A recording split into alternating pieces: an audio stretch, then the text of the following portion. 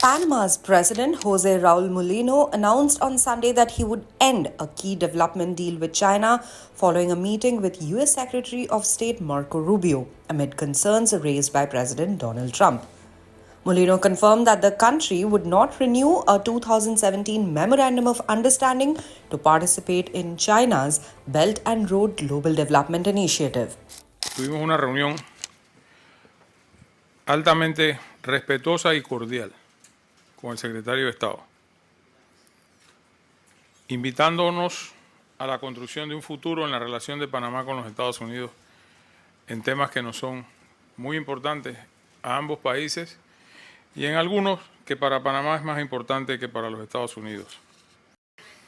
Yo diría que los temas más importantes tratados fueron los inherentes a el Tratado del Canal en función de lo que ha mencionado el presidente Trump de la presencia china. En este sentido,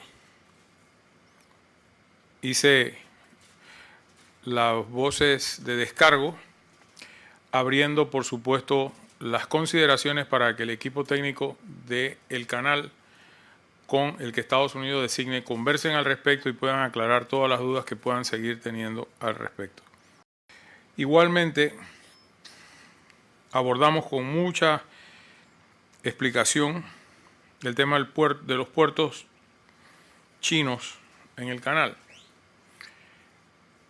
explicándole que por primera vez en la historia de esa concesión, desde el 1997 a la fecha, tales dos puertos pertenecientes a una misma empresa son auditados por las autoridades correspondientes de la República de Panamá y que, como corresponde, tenemos que esperar a que ese audito termine para sacar nuestras propias conclusiones legales y actuar en concordancia. En este aspecto, quedamos en explorar la posibilidad de ampliar el memorándum de entendimiento que suscribimos el 1 de julio con el Departamento de Homeland Security en Estados Unidos para poder articular más el tema de repatriados desde el Darién. Cualquier cosa que se vaya a hacer, le he ofrecido el área de la pista de Nicanor en Metetí, Darién, para que sea desde ahí donde se surta el trámite de repatriación de personas de distintas partes como Venezuela, como Colombia, como Ecuador, entre otras nacionalidades. La soberanía de Panamá no está en cuestión. Eso es muy importante. No cabe duda que el canal es operado por nuestro país y así seguirá siendo. Yo no creo que haya habido discrepancia en eso. El presidente tiene su opinión sobre la presencia china, que será aclarada en su momento en las instancias técnicas del canal.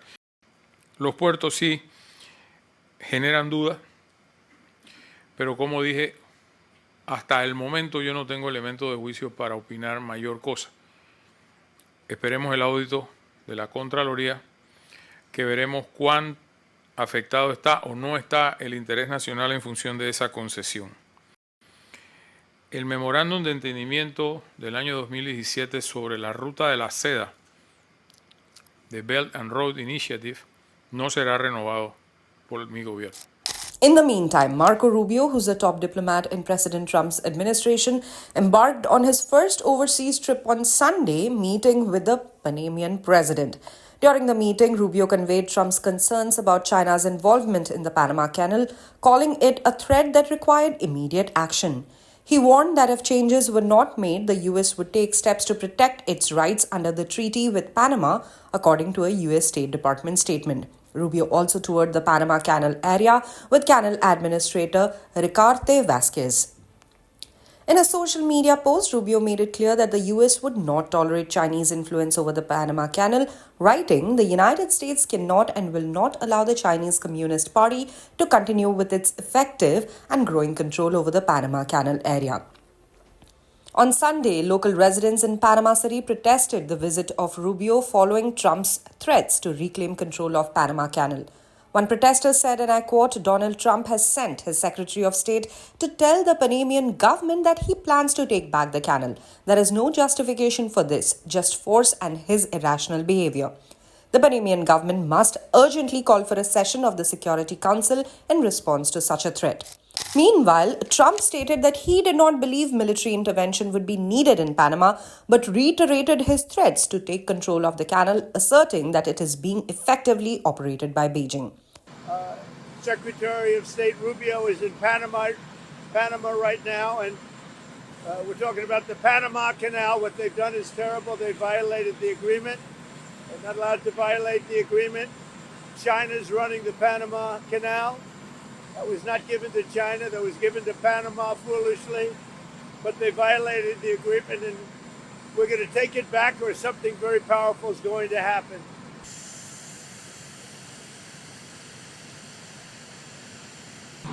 I don't think troops will be necessary in Panama. What Panama has done is terrible for national security for this part of the world. And, 70% of the signage on the Panama Canal was written in Chinese. That's not right. So it wasn't meant for China. It should have never been made. The deal was a ridiculous deal. We lost 38,000 people building the Panama Canal, one of the great wonders of the world. 38, think of it, 38. It was the most expensive project ever built by this country, if you take it forward. The most expensive project ever built. We lost 38,000. And what happens? China owns it all of a sudden? It's not going to happen. We're not going to let that happen. We have national security concerns, and they wouldn't let it happen either. Trump has long been vocal about his concerns that China is exerting control over Panama Canal, which is a vital passage for global trade. The canal, which was built by the United States and completed in 1914, was handed over to Panama in the 1970s under the terms of the 1977 Panama Canal Treaty.